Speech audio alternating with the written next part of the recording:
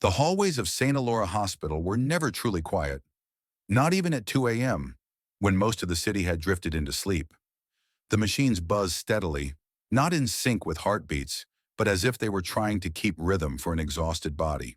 The intercom crackled now and then with a static hum, like a ghost that had forgotten how to whisper. Overhead, a long row of fluorescent lights cast a cold glow, throwing faint shadows on the dull gray tile floor. A floor that had seen every kind of pain. And on that night, a pair of pristine white sneakers stepped into the building, so clean they didn't seem to belong. Emma Langford walked in through the staff entrance, her face composed, arms clutching a clipboard against her chest. She didn't wear the nervousness or clumsiness of a new nurse, because she wasn't just new. She was undercover. No one paid attention to her, which was exactly what she wanted. Her pale blue scrubs had no logo, carefully chosen to look like any other night shift nurse. Her name tag simply read, Emma L. No last name, no specialty. It said everything. I'm just passing through. Don't bother remembering my face. And it worked. As she entered the ER, the nurse's station didn't look up. A stocky man in a supervisor's jacket handed her a stack of patient files without making eye contact. You're the extra support tonight? Triage room, bed 4. Stay out of the doctor's way. Don't touch anything unless told to. Emma nodded, no smile, no protest. Just a soft, yes, sir, before moving on. The room reeked of disinfectant strong enough to sting her eyes. Behind her, 2 interns laughed loudly about a patient who had overdosed for the 3rd time this month.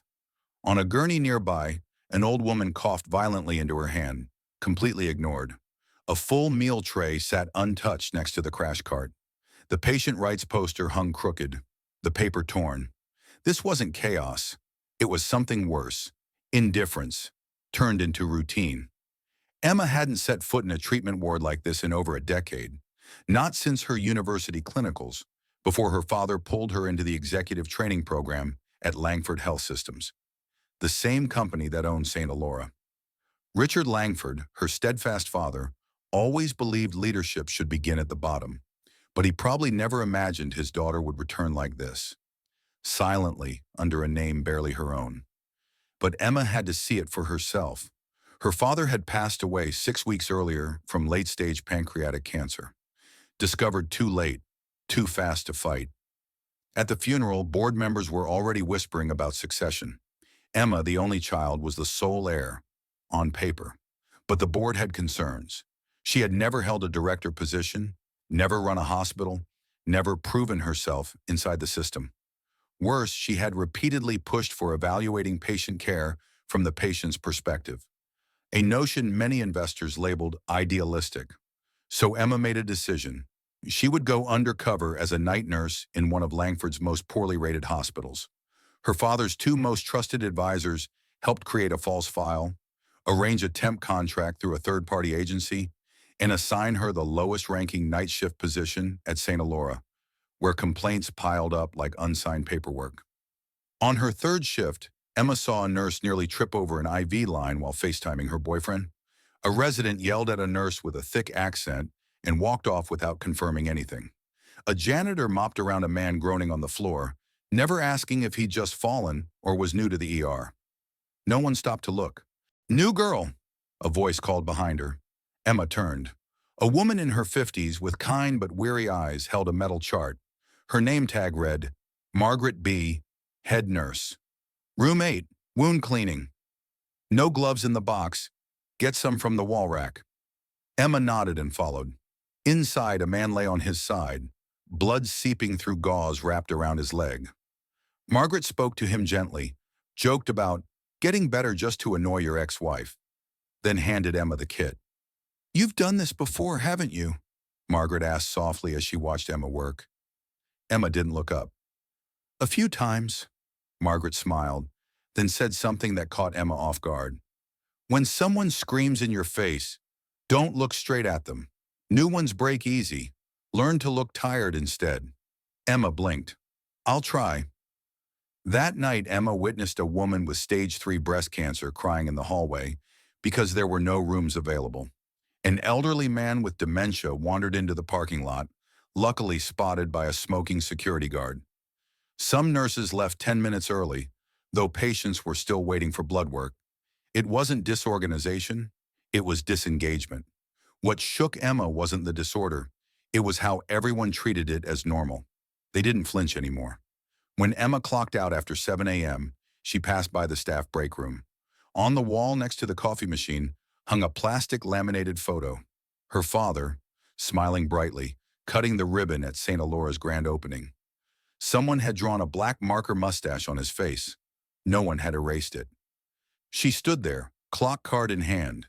The man who had built this hospital, now dismissed with a stroke of a pen and a joke. A quiet voice behind her said, "Don't stare too long. Some ghost might stare back." It was Margaret. Emma turned. "How long have you worked here?" Margaret exhaled like a whole life had passed in one shift. 32 years. I've seen every CEO come and go. Not one's ever walked this hallway the way you just did tonight." She paused, narrowing her eyes. "You're not like the others." Emma shook her head. "I'm just a nurse." Margaret looked at her for a moment, then said nothing. "Your shoes are still too clean. You'll learn how to dirty them right." She walked away. Emma stood still. As the hallway lights dimmed for the morning cleaning crew to begin their shift, Emma reached into her bag and pulled out a leather-bound journal. On the first page, she wrote, "Day 1. No one asked my name." She closed the book, tucked it away, and stepped into the light of a rising morning.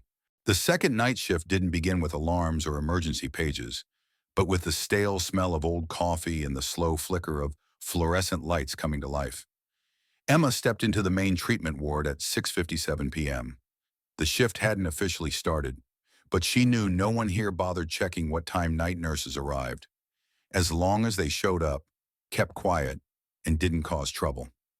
Margaret was already there, seated in the back corner of the break room behind the med station, holding a cold lunchbox, eating with a plastic spoon while quietly exhaling at the assignment board. Emma didn't say anything at first. She stood a few feet away, sanitizing her hands with alcohol wipes, pretending to check notes. But her eyes kept drifting. It wasn't curiosity. There was just something different about this woman. A silence that wasn't resignation, a weariness that wasn't bitter, a sadness so deep it could only come from having seen too much, and still choosing to stay. When Emma turned to put her bag in the locker, Margaret spoke without turning her head. "You should take room 2 tonight. The others are on monitors, but bed 2's been overlooked since morning." Emma paused, surprised. "It's not on the assignment list." Margaret pointed to the crooked whiteboard. "Nothing's accurate on that thing. Those names are just for liability. If you want patients to survive, you need to know which ones have been forgotten." Emma nodded. A blunt statement, but to her it rang like the first warning bell about the rot beneath the surface. She entered room 2. The patient was a middle-aged man named Thomas Carr, admitted for a post-op leg infection. He was burning with fever, flushed, heart racing. His chart read antibiotics administered, monitor further. But when Emma flipped to the latest lab results, she found an alarmingly high white blood cell count that no one had reviewed. A young doctor walked by, and Emma called gently, "Dr. Grayson, I think we need to reevaluate Mr. Carr's treatment." The man, hair gelled, turned and looked at her like she had insulted him. "And who are you?" "Night nurse." "You got a specialty degree? Or did you just Google this and decide you're saving the hospital?" He turned and walked away. Emma didn't react, but from a distance, Margaret had been standing by the door the entire time. As Emma stepped out, she heard a soft voice. "I got called a know-it-all freak for a year straight when I started here." Emma asked, "And you stayed?" Margaret gave a thin smile, not quite sad. "I stayed because I knew sometimes all it takes is one person who actually gives a damn, and someone might get saved." They walked together toward the medication room. Along the way, Margaret shared that she'd witnessed 3 leadership turnovers at this hospital. Each time a new team came in, wiped the old records, changed the slogans, reprinted the handbooks, but always skipped the fundamentals. Listening to patients, reading every result, and most importantly, respecting the people who actually touch the patients each day. They stare at KP is all day, but no one ever asks us, Why did Mrs. Smith die yesterday when her chart looked perfect? Emma asked softly. What if someone did ask? Margaret was silent. After a moment, she said, then they probably wouldn't be allowed in management. That line struck Emma like a quiet slap. It hurt in a place she hadn't dared to examine before. The part of her that once believed being a leader meant being a changemaker. Now she understood. Change begins by listening long enough to truly hear the desperation. At the end of the night shift, as others trickled out, Emma and Margaret stayed behind to tidy the supply closet. The dim hallway lights cast their shadows onto the peeling wall paint. While restocking gloves and masks, Margaret asked, "What's your full name?" Emma hesitated a second. "Emma Lang." "You don't have to say it if you're not ready," Margaret interrupted, her voice as soft as a breeze through a curtain. "I had a name too. No one remembers it now. 30 years ago, I was Employee of the Year. I don't even know where that plaque is anymore." Emma placed a hand gently on her shoulder. For the first time in 2 nights, she felt she had a real ally. Someone who not only saw what she was doing, but understood why she had chosen this path. Before leaving, Margaret pulled a worn tea sachet from her pocket. "I brewed this earlier. Take it home. It's bitter, but you'll sleep better after seeing blood spill from places it never should have." Emma accepted the tea silently. The hallway lights dimmed one by one. Margaret's silhouette slowly faded toward the end of the corridor. Her pace calm, steady, as if she wasn't going anywhere at all, just continuing to exist in a space where people like Emma were learning how to truly listen. Back home, Emma sat by the window, opened her leather-bound journal, and wrote, "Day 2, someone called me a listener.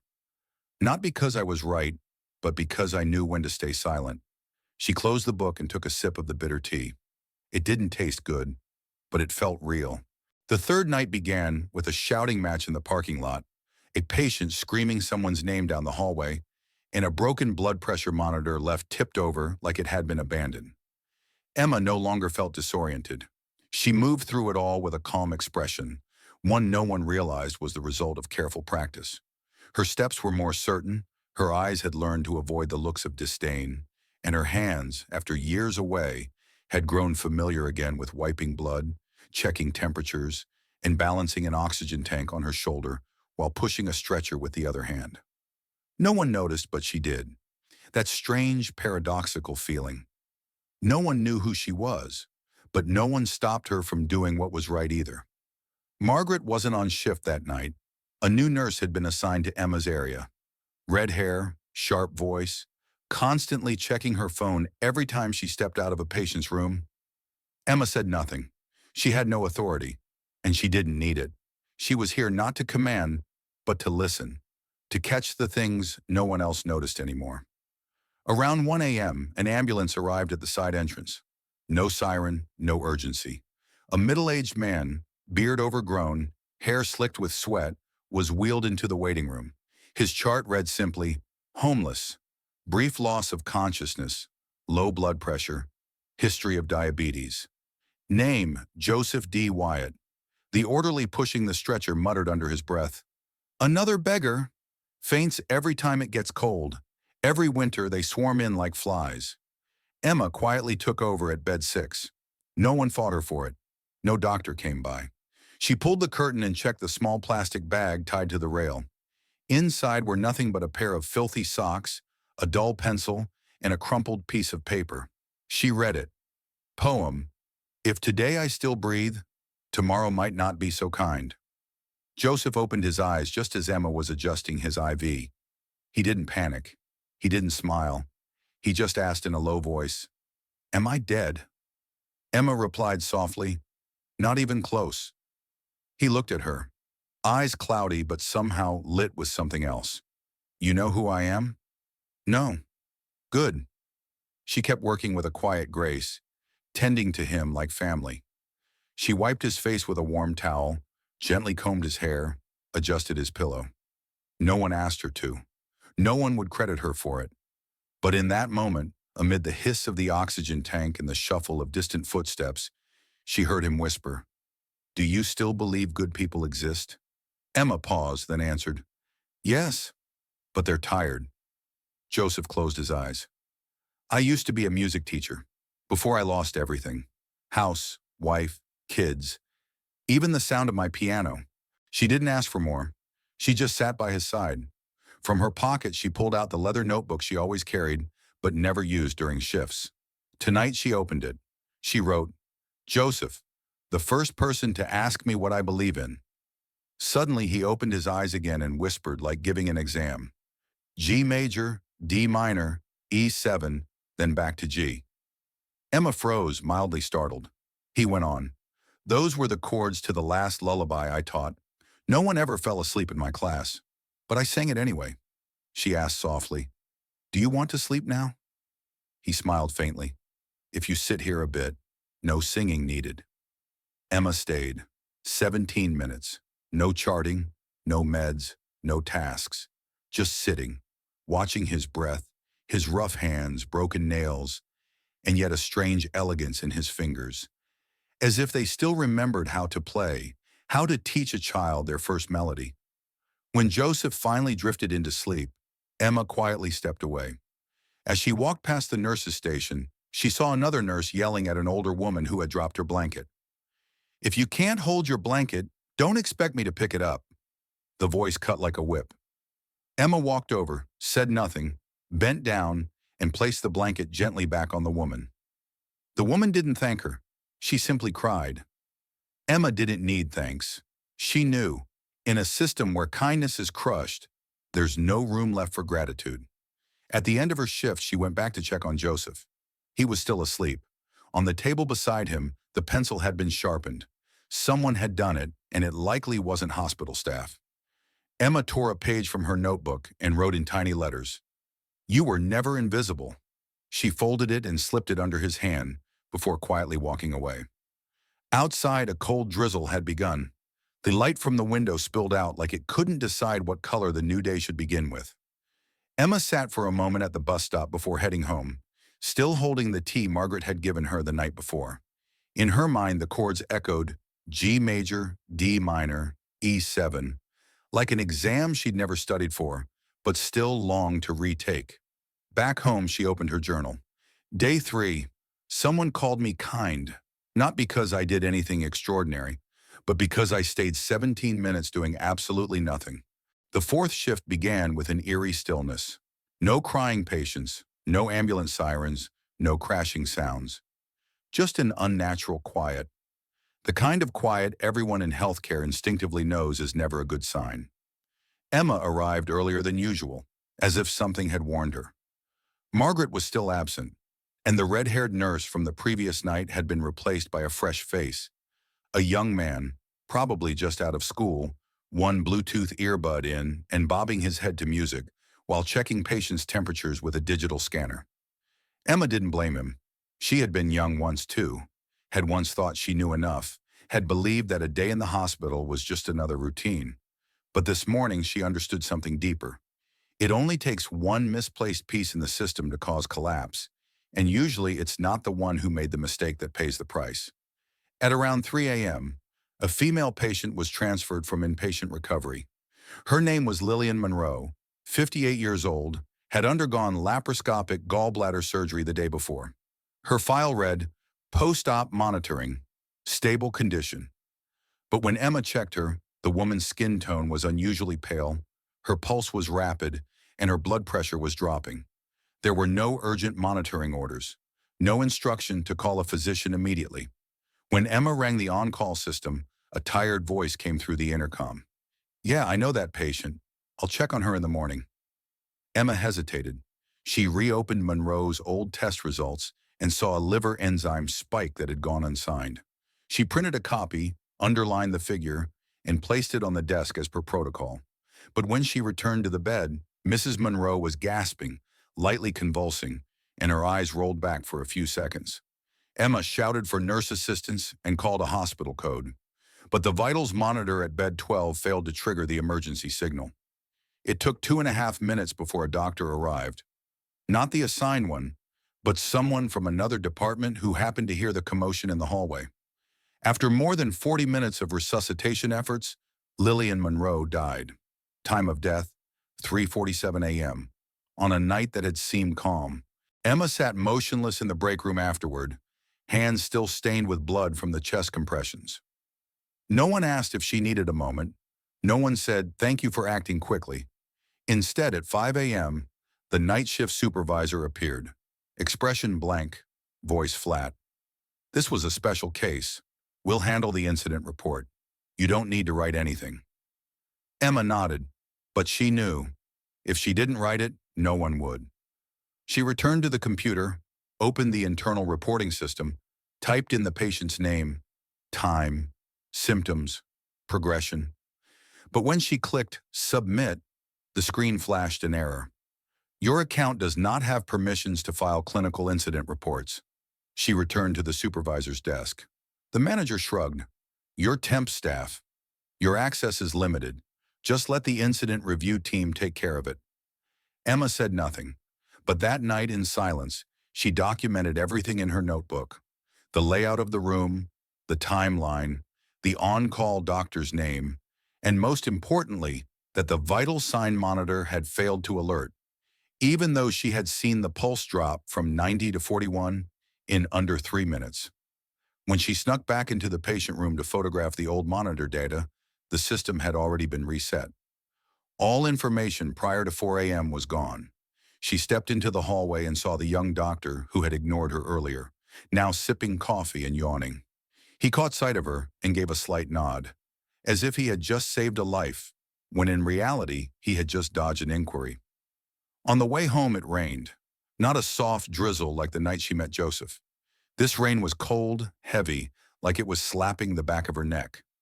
Emma got home still wearing blood-stained scrubs, forgetting to even change. She sat at her desk, opened her notebook, and for the first time in 4 nights, she didn't write for 5 whole minutes. She just stared at the blank page. Eventually she wrote, "Day 4, one person died. No one recorded it. I raised the alarm. They didn't hear it. I submitted a report. The system refused. But I remember." Beneath that line, she taped the printed copy of the liver enzyme test she had pulled, circling in red the line that read, AST 985, unconfirmed. She knew she couldn't stay a silent observer anymore.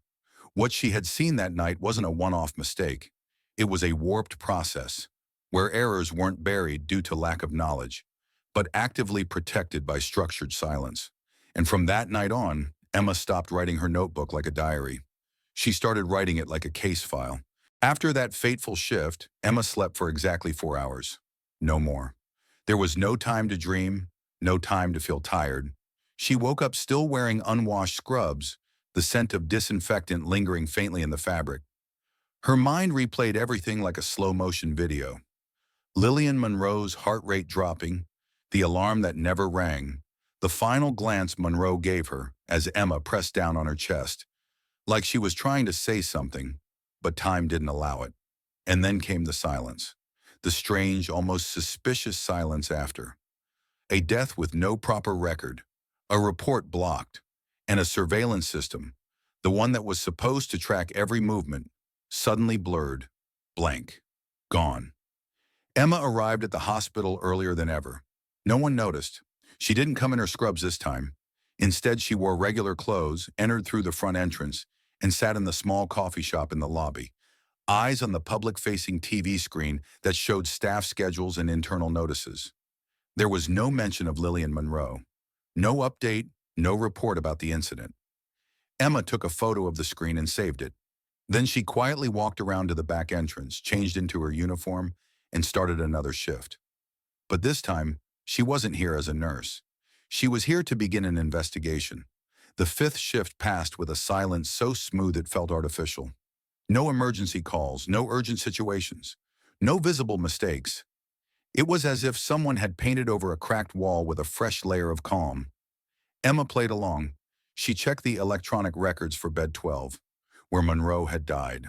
When she opened the chart, the patient's name had been replaced with empty, sterilization pending. The entire medical history was gone. Every diagnosis, test result, and vital sign record, erased. Only one line remained. Discharge per request, 05:32 a.m. Emma froze. Discharged? That woman had died in that bed, right in front of her, and now in the official records, she had never existed. Back in the staff room, Emma retrieved her backup phone, a device with no SIM card, no internet, used only to take photos that couldn't be traced or synced. She quietly photographed the screen, noting the time, terminal ID, and location. She logged out immediately, clearing her access history. While pretending to check a supply cabinet, she slipped into the equipment control room, the site for managing the hospital's internal security cameras. The red rec light on the monitor was on, but when she tried to access footage from 3 a.m. to 5 a.m., the window during which Monroe had died, the system displayed Error 403, File Not Found. Emma looked at the main monitor. The camera for bed 12 showed live video just fine, but the footage history from 2:45 to 5:10 was a blank screen. No signal error, no warning, just white, as if nothing had ever happened during those 2 hours. She said nothing, showed no reaction. She knew that showing concern now would only raise suspicion. She returned to the nurse's station and went through the motions of a normal shift, all the while forming a plan in her mind. If digital records could be wiped, she needed something uneditable, testimony, and to get that, she needed a witness, someone who was there. She found Chris, the male nurse who had helped transfer the patient that night. He was sitting in the break room, eating cold pizza. Emma sat across from him, not asking directly. She simply said, "About the Monroe case, did anything seem off to you?" Chris looked up, his chewing slowed. "Why do you ask?" "I think the alarm system didn't work properly." Chris glanced around. The room was empty. He lowered his voice. "I reported that bug 2 weeks ago. Tech said they'd fix it, but nobody did. I saw bed 12 flashing red 3 times in 5 minutes, and no one came. But now, I don't know if I remember it right anymore." Emma nodded. She didn't push, just said, "If you remember anything, write it down. Don't say it, just write." She handed him a small piece of paper. No logo, no address, just one line. "Write down the truth. Don't let it die twice." Chris didn't respond, but as Emma left the room, she saw him quietly tuck the paper into his scrub pocket, right next to a pen she'd never seen him use. That night, Emma left the hospital at 6:10 a.m. She didn't go straight home. Instead, she stopped by a 24-hour office supply store and purchased an external hard drive, a handheld scanner, and a stack of plain white paper. She began scanning every printed report she had managed to save before the system reset, recording the date, time, terminal used, and original file location on each. She carefully packed everything into a cloth pouch and hid it inside a secret compartment in her locker, the one where she used to keep socks. The next day, she returned to the security room, this time with a legitimate reason. A patient had reported a missing watch and requested hallway camera footage. She went with a night shift security guard. As he pulled up the system, Emma watched carefully. The video archive could be edited if someone had admin access. She asked, "If the footage is missing, is there a backup server we can access?" The guard chuckled dryly. "That's if the backup server's still working. These days it glitches all the time. I've reported it twice. No one cares anymore." Emma didn't ask further. She understood. Anything without a backup, without someone to remember it, without anyone willing to protect it, would vanish. Not because it didn't exist, but because the system wanted everyone to believe it never did. That night, before leaving the hospital, she opened her notebook, and for the first time, didn't write reflections or feelings. Instead, she drew a diagram, a full layout of the camera zones, device names, areas most vulnerable to data deletion, who had access rights, where the main server was located, and who had once been listed on the system's admin records but had not shown up in the logs for over 3 months. She circled one name in red, Brenda Halton, Director of Digital Medical Systems, listed on indefinite leave since March 14th. Emma wrote, "Day 5. I've started seeing what they're trying to blur, and I've started remembering what they're trying to forget." Emma couldn't recall exactly when the suspicion began. Maybe it was when she noticed a patient record vanish. Maybe it was the second time File Not Found flashed across her screen. Or maybe it was simply the chill crawling down her spine as she stood at the supervisor's desk and a stranger called her by her real name, not the one printed on her nurse badge. That morning began with an email. The subject line was brief. Shift adjustment discussion, mandatory attendance. It came from Langford's HR department, but the name in the signature wasn't someone she recognized, not someone listed in the usual communications for temp staff. She opened it. The body of the message was cold, impersonal. Please report to room 302, administrative wing, 3 p.m. today. Attendance is mandatory. No greeting, no reason, no sign-off, no regards. She knew. This wasn't a meeting. This was a warning. At 3 p.m., room 302 was small, with yellowing white walls, a flickering fluorescent light, and weak air conditioning. 3 people sat at the table. One was a graying man in a gray shirt with a face like pressed stone, who introduced himself as a representative from the legal department. Another was a blonde woman with glasses who scribbled notes non-stop without ever making eye contact, identifying herself as the HR manager overseeing special shift compliance. And the third, Emma didn't know him, but his eyes were familiar. The look of someone who had covered up too many things and gotten too used to sealing files before they were ever opened. Ms. Langford, the gray-haired man began, his voice dry like sandpaper. We've received reports from the night shift lead that you've been engaging in actions outside the scope of your assigned duties. Emma didn't move, didn't nod, didn't deny. Specifically, he continued, you accessed the electronic medical record system without authorization. You captured screenshots of internal hospital data, and you appear to be collecting information unrelated to your responsibilities. Emma still said nothing. She knew any word now would be quoted back to her in a tone she never used. She asked one question. Who filed the complaint? The woman with the glasses replied flatly, that information is not necessary for a temporary staff member. And if I don't agree with the allegation, you're still free to continue working, but at another facility within the Langford system, in Aurora, 96 miles from here, starting next week. Day shifts. Emma stayed silent. They expected a reaction, tears, pleading, defiance. But she simply stared at the empty chair across from her, thinking of the man who once sat there, her father, who believed this system needed people brave enough to ask questions. And now that same system was trying to expel her like a cavity discovered too late. The meeting ended without a signature. No official memo. Just a soft warning. The kind with enough weight to make most people back down. Emma walked out of room 302 without a word. But down the hallway she saw Margaret standing quietly near a wall, as if she just happened to pass by, holding a battered tea box. She didn't speak. She didn't ask. She just held it out. For you. Emma took the box. The tea inside was different this time. Not a pre-packaged bag. It was loose leaf, wrapped in old newspaper. On the outside was a faint pencil note. Don't brew unless the water's boiling, and don't drink if your heart is. Emma didn't ask. She understood. It was a warning, and the only way Margaret could say what she wasn't allowed to say. Emma nodded and walked away. That night, the shift began with a delusional psych patient, a father screaming his child's name in the hallway because he wasn't allowed in the ICU, and a new nurse sobbing as she mopped blood after a transfer. Emma didn't say a word. She just worked. But when she passed the medication room, she noticed the inventory log had been changed. The name listed as responsible wasn't the actual person on duty. She tried to log into the shift record system. Blocked. Once again, access denied.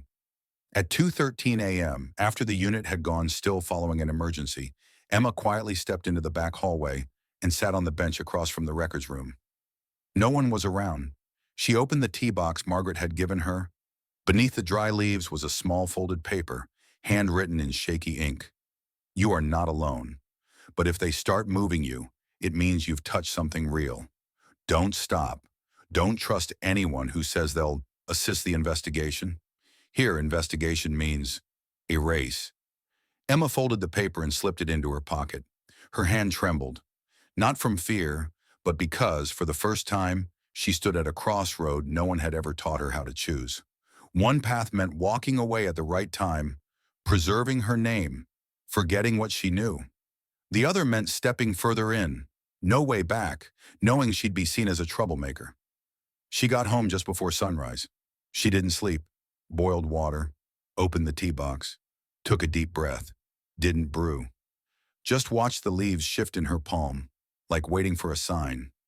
Then she powered up her personal laptop, not connected to the internet, opened the backup drive, reviewed every screenshot, every diagram, every redacted report, created a second backup.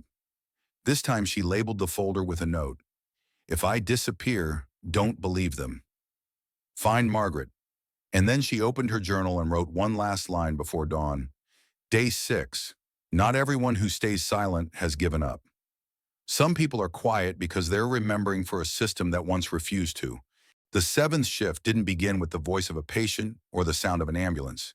It began with a void, a missing name tag, a locker door slightly ajar with no uniform inside, a shift not attended, without reason and without anyone daring to ask why. Emma vanished as if she had never existed, as though everything that happened over the last 6 nights had been a recurring illusion. Margaret knew instantly. She arrived earlier than usual, checked 3 wards, asked around quietly, but all she received were averted gazes and evasive head shakes. One intern whispered, I saw her yesterday, but this morning she's not on the schedule. No missing person report, no out-of-office email, yet everyone felt it. Something big was coming. The silence became thick like smoke. No scent, no color, but impossible to escape. At exactly 7:13 a.m., the entire internal system of Langford Health Systems received an email. Sent from a masked address, voices.within@protonmail.com. No subject, no formatting, just one PDF attachment labeled, Status Report, not to assign blame, but to end silence. At first, no one opened it. In a system like this, strange emails were instantly treated as junk, unless they arrived at the perfect moment. And that morning, something compelled nearly everyone to click it at the same time. 17 pages.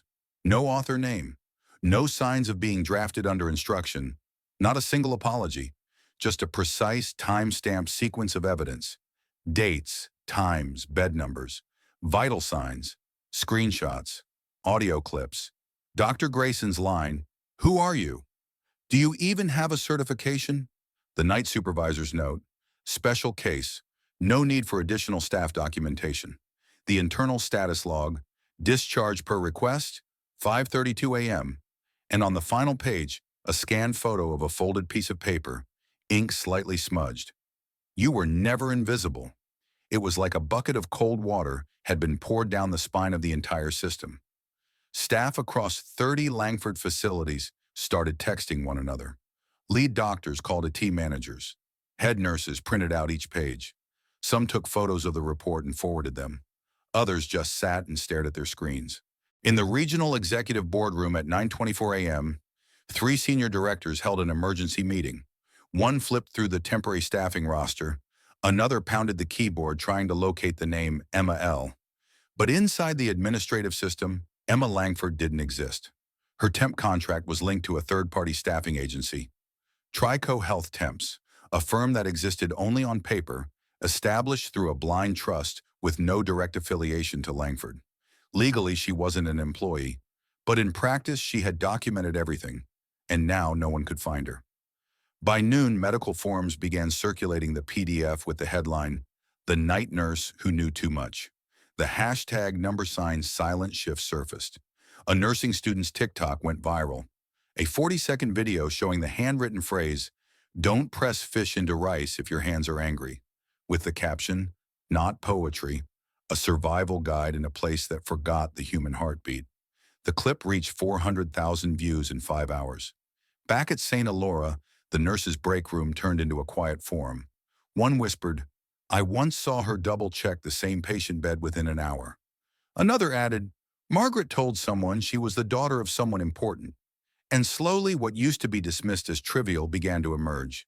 Mismatched med logs, missed alarms, deleted complaints, all coming together like a musical piece finally played in tune. Margaret said nothing, but when an intern asked, "Do you know who sent the email?" she answered, "I don't know who sent it, but I know who isn't silent anymore." At 5 p.m., the Langford board issued an internal memo. We are conducting an urgent review regarding this morning's information leak. Staff are instructed not to share unverified documents. Violators will face disciplinary action. But at the same time, a new audio file leaked. The voice of the same supervisor who had once threatened Emma, now speaking in a private leadership meeting. We need to clean up the system before the outside inspectors get here. That night, no one showed up late to shift. Nurses arrived on time, uniforms crisp, but their eyes had changed. No more avoidance. No more eyes to the floor when something went wrong. They looked at each other now. No words were exchanged, but everyone understood.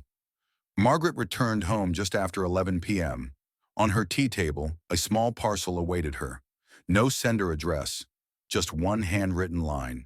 For the first person who believed in me. Inside was a small black notebook. On the first page, Day 1. No one asked my name. She shed quiet tears, not out of fear, but because she knew. From that moment forward, a wave had begun. Not from a microphone, not from a stage, but from handwritten pages and those who had stayed silent for far too long. That morning, the sky over Chicago hung gray like an old tablecloth. No sun, no rain, but the air was thick, as if the city itself was holding its breath. Before 9 a.m., a quiet buzz rippled through St. Elora Hospital, something no one dared to name. Some whispered that the regional board had identified the sender of the anonymous email.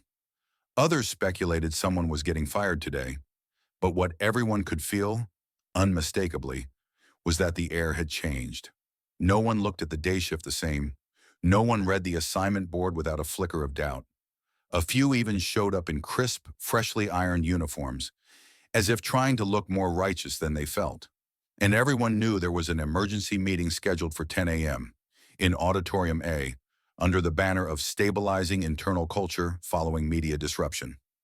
By 9:30, the hallway leading to the auditorium was packed. Department heads were present, even the ones who only surfaced during external audits.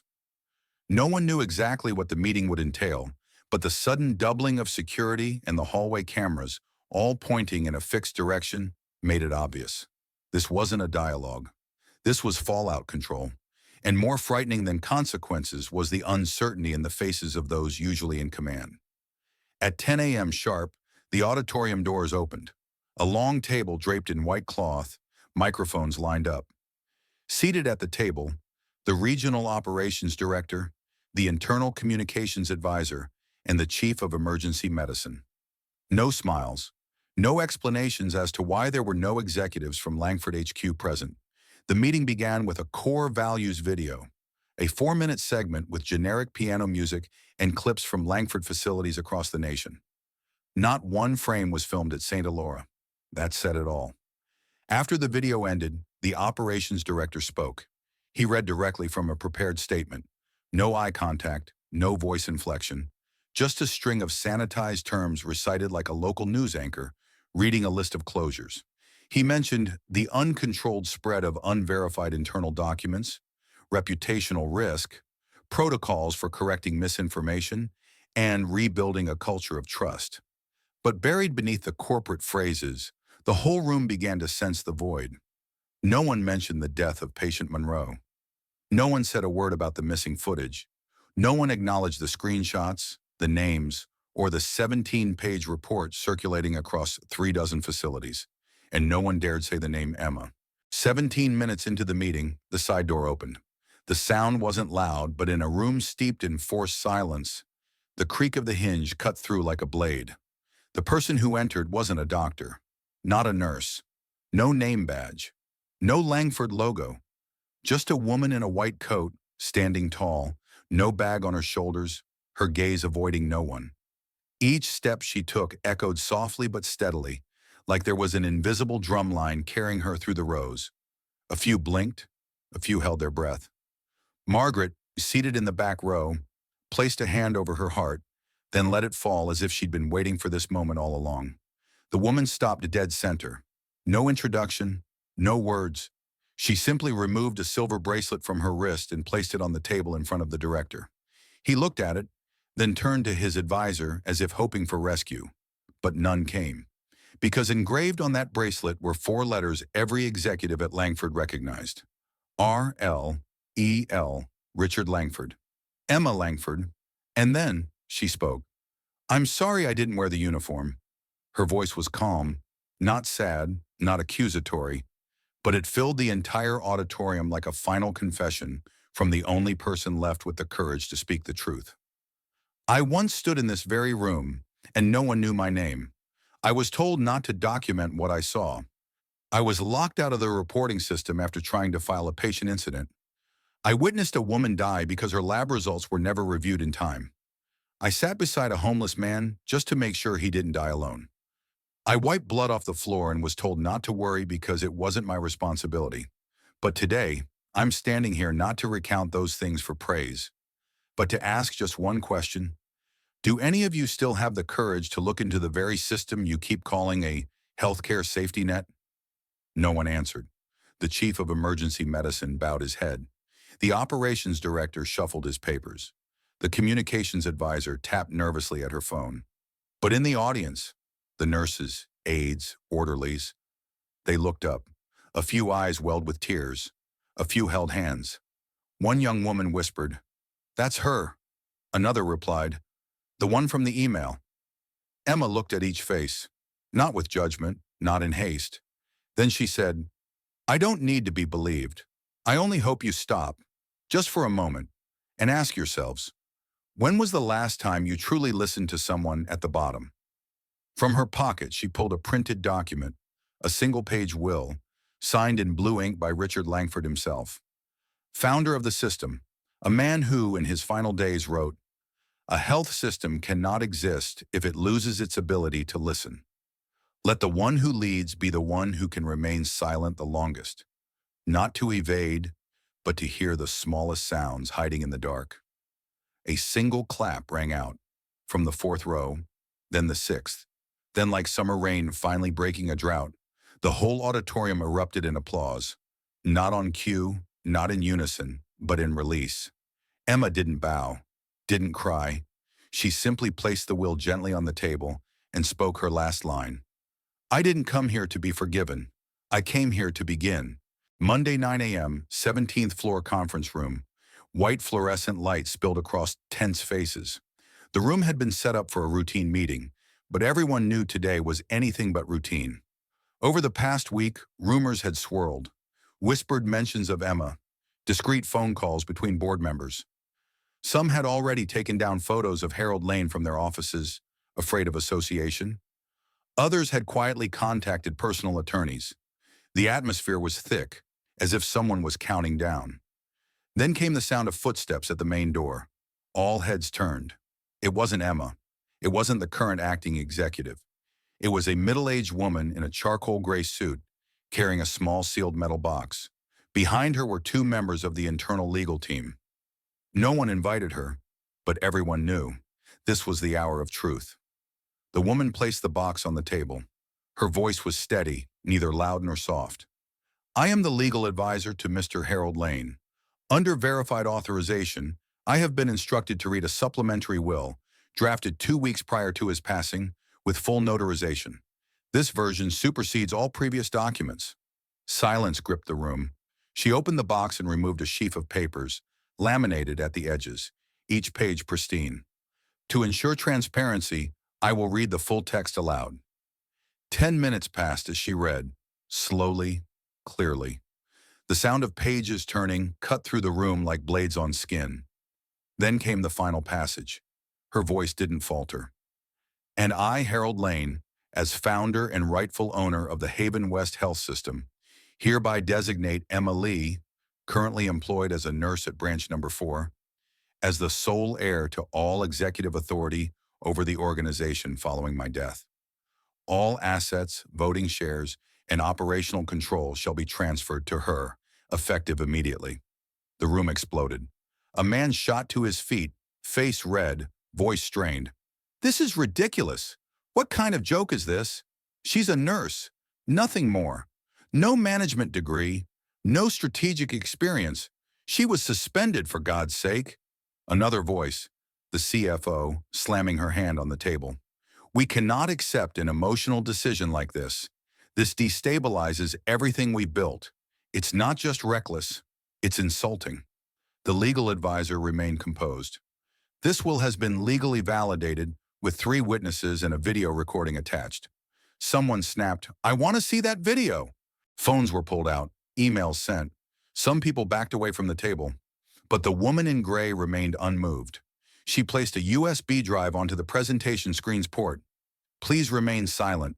This is a video recorded by Mr. Harold 7 days before his death." The screen lit up. The footage was slightly grainy but clear. Harold sat at his desk, his face gaunt, but his eyes steady. He spoke slowly, each word deliberate. "If you're watching this, I'm gone, and I know some of you will reject my decision, but I want you to hear this from me, not through lawyers or aides. I chose Emma not because she's perfect. I chose her because she listens. She saw what the rest of you ignored, and she did what was right when no one else had the courage to." A few heads lowered, others clenched their jaws. Harold continued on screen. "I used to think leadership meant making decisions, but as I got older, I realized leadership begins with accountability. Emma took responsibility for what this system refused to see. She's the only one who picked up the blanket off the floor. That wasn't a small gesture. That was culture." The video ended. The room fell into a stunned hush. Then Bruce, the eldest board member and co-founder with Harold, stood. "I have a photocopy of the previous will. Emma's name wasn't on it, but Harold once told me, 'I won't let this place fall into the hands of those who only speak, never listen.' I believe him. I stand by his choice." Another board member hissed, "You've been retired for 5 years. You don't hold any real position here." Bruce looked him in the eye. "No, but I'm still a founder. And you've all forgotten. We don't run a factory. We run a place meant to care for people." Emma hadn't yet entered the room, but she had been listening from the hallway. And when she stepped in, all voices fell silent. She wasn't wearing a nurse's uniform. She wore a simple white outfit and carried a small black notebook. She didn't bow. She didn't assert authority. She just stood for a moment, then said, "I'm not here to give orders. I'm here to listen to everything that was once silenced." A moment of silence followed, tense, not because of power, but because everyone felt the ground shifting beneath them. Because someone like her, who never raised her voice, had made everyone stop to hear. That Monday morning began with an unsettling silence. All meetings were indefinitely postponed. Access cards were disabled for every floor above. At 8:12 a.m., a single line appeared on the internal system. "Special meeting at 10 a.m. in the orientation room, ground floor. Mandatory attendance for all senior management. No signature, no sender." But everyone knew this was no longer an order from a person. It was the arrival of a truth too large to ignore. Emma arrived at the hospital at 6:30 a.m. She no longer wore her usual teal nurse scrubs, but a simple outfit. A white shirt, gray slacks, her hair tied neatly, eyes no longer trying to disappear. No one greeted her in the lobby. Some staff avoided eye contact as they passed.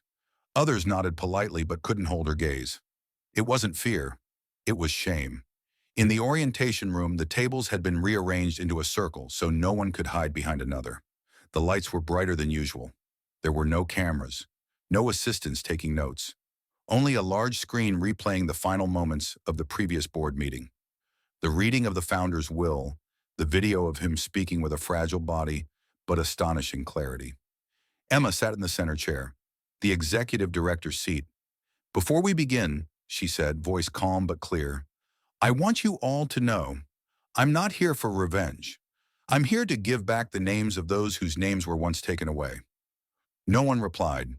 But then Lucas Jaron, head of finance, stood. "We don't deny the validity of the will," he started, "but we question the legality of the appointment process. You didn't go through a transparent selection, and frankly, many here feel bypassed." Emma replied evenly, "I was bypassed too, for over 15 years." She placed a thick stack of documents on the table, pages numbered, each one containing records of internal meetings, budget cuts targeting frontline staff, altered reports, and a list of those who had requested transfers or resigned without their names ever recorded in the system, including Margaret Dalloway, the veteran nurse who once said, "Some rooms only get unlocked after no one knocks anymore." "These files," Emma said, were collected over the last 6 months. During every shift I documented, not to accuse, but to understand why the worst kept happening and no one spoke up. There was murmuring. Then a voice rang out. Cynthia May, head of human resources, the same person who downgraded many nurses' annual reviews for skipping formal but hollow workshops. We all worked for the same mission, Cynthia said. If there were mistakes, they were systemic, not personal. You can't assign individual blame for a broken operation. Emma nodded. I agree, but if the system is nameless, who built it? Who maintained it? And who stayed silent while it broke real people? The room grew still. Then another, Michael Drennan, COO, slammed the table. That's enough. This isn't a meeting anymore. It's a moral tribunal. And we didn't come here to be judged by someone who started as a nursing intern. Emma stood. From her pocket, she took out an old brass key, held it up.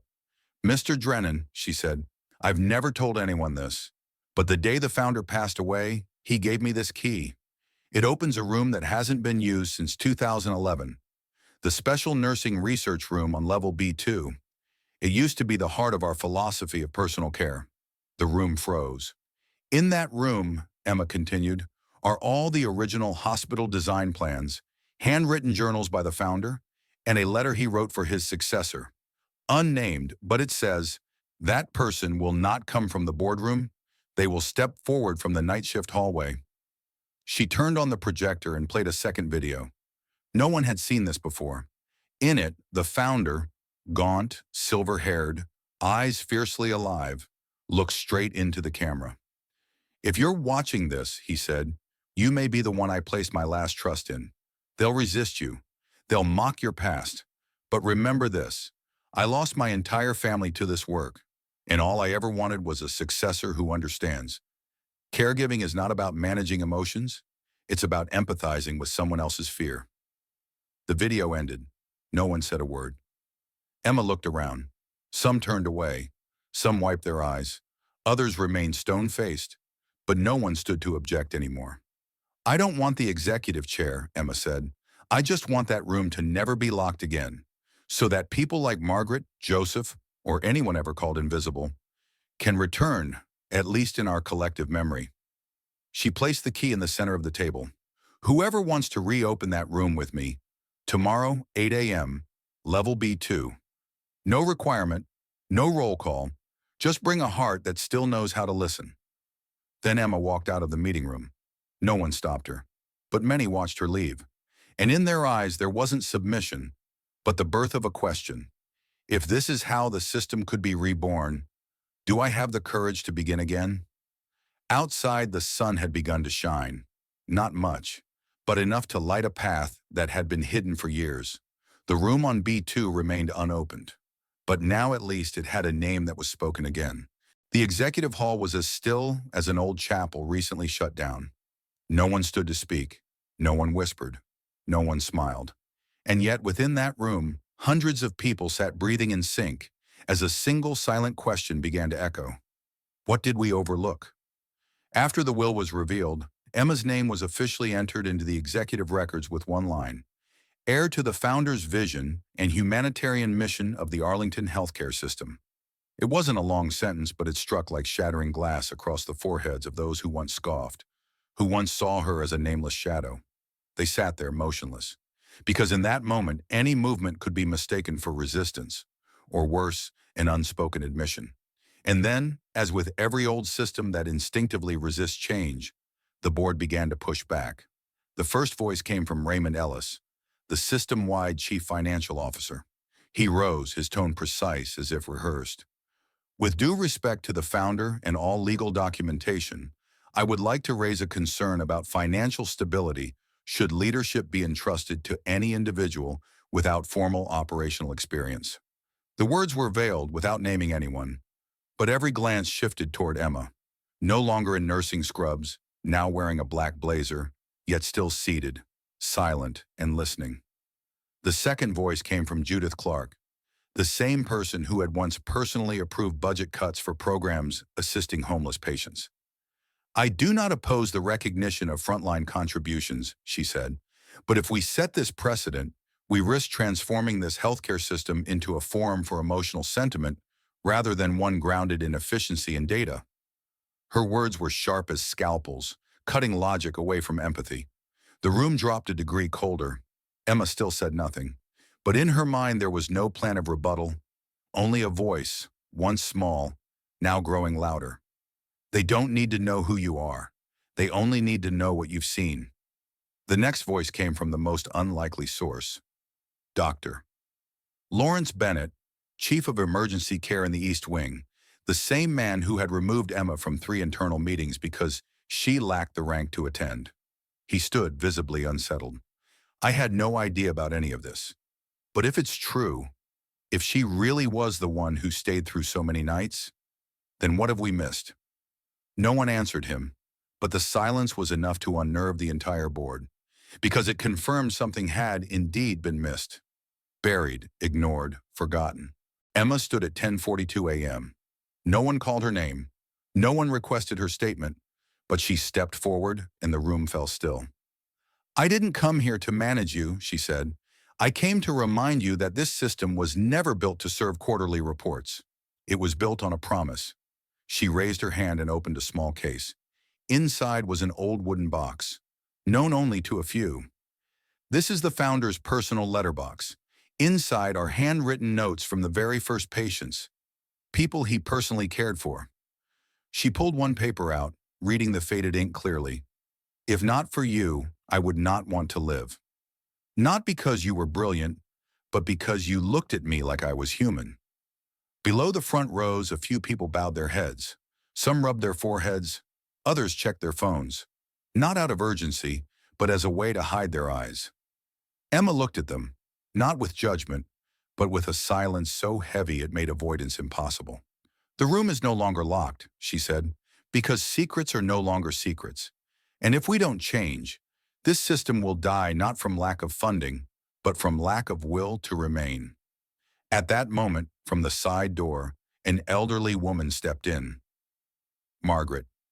Still wearing her faded lab coat, her hair tied back neatly, eyes that had witnessed too much. She said nothing. She simply placed a hand on Emma's shoulder, then looked around the room. I helped build this meeting room, she said. Back then, we called this space the place to listen. Her voice was soft, but each word touched the room like a gentle tap to the neck. Today, for the first time in 20 years, I hear it again. After the meeting, there was no press release, no official photos, but everyone knew the system had changed. Not because someone earned a new title, but because a room no longer locked had been opened, and someone once deemed unworthy had become the living memory of the very institution that once erased her. On the final Monday of the month, rain fell lightly, as if summer had never truly begun. In the West Wing hallway, once shut down for weeks to repair the ventilation system, the sunlight piercing through the narrow window slits seemed thinner, slower, as if even light itself was pausing to listen. Inside the executive conference room, a place used for years only to approve budgets and erase the names of people no one remembered, a meeting was being called for the very first time by a nurse. Emma walked into the room. No uniform, no ID badge, no name tag, just herself. The woman who, a month ago, was wiping blood off the leg of a homeless man at the clinic now stood before the board of directors like an open wound no one dared suture. On the table sat a thick folder containing reverse-angle camera footage, audio from the emergency exits, and anonymous emails sent to the shared inbox. She didn't speak right away. She placed her hand on the table, opened to the first page, and looked at each face. Everyone that once dismissed her for wearing worn-out shoes, everyone that nodded through decisions without ever witnessing their consequences. The chairman, Martin Hall, was the first to speak, his tone carefully neutral. We were informed you requested this meeting on the grounds of an urgent personnel matter. Please clarify your purpose. Emma gave a slight nod. She didn't need notes. She remembered every detail. Every overnight shift where no one looked her in the eyes. Every patient left untreated due to no available beds, while the VIP suites sat empty. And every person like Joseph, who disappeared from the system as if they had never existed. I'm here, she said, her voice not loud, yet enough to silence the entire room, to deliver one final proposal, not as a healthcare employee, but as someone who gave everything to the system and was never named. Some frowned. A few began flipping through files to locate her background, but Emma didn't wait for them to catch up. She pulled out a stack of papers, not contracts, not restructuring plans, but testimonials, handwritten, from patients, from those denied care because they lacked insurance, from an elderly woman left without a blanket, from Joseph Wyatt, officially declared dead 3 days earlier due to untreated complications. Emma didn't raise the papers. She placed them, one by one, onto the table, like laying them on the hearts of those listening. Each sheet carried a line. Each line carried a quiet sob. "We don't need a reform," she said. "We need to remember why this hospital was once called a lantern, a light." Martin Hall still looked uncertain, but another figure slowly rose to her feet. Margaret, dressed in a plain white shirt, her hair neatly tied back, but her gaze no longer that of a veteran nurse. It was the gaze of someone witnessing rebirth. "Gentlemen," Margaret said, "I confirm everything Emma has presented, and I have archived enough evidence to send to the press if necessary. But I don't want that. I want only one thing. No one else should have to live like they don't exist." Margaret's hand trembled slightly, not from fear, but from the knowledge that a system only collapses when it stops listening to the people who keep it alive each day. Emma turned to the final page. It was a copy of the will of Helen Voss, the hospital's founder. In it was a clause buried for 2 decades, a trust fund named the Last Lantern Keeper, to be activated only when the institution forgets why it was born. And the one authorized to enact it? Not the CEO, not the board, but any healthcare worker who still carried a notebook of patient voices. Emma placed her own notebook on the table. The handwriting was small, uneven, but truer than any KPI ever printed. "Today, I am not here to demand. I am here to awaken memory of a time when we called each other caregivers instead of administrators." A single moment of silence stretched like a wordless melody.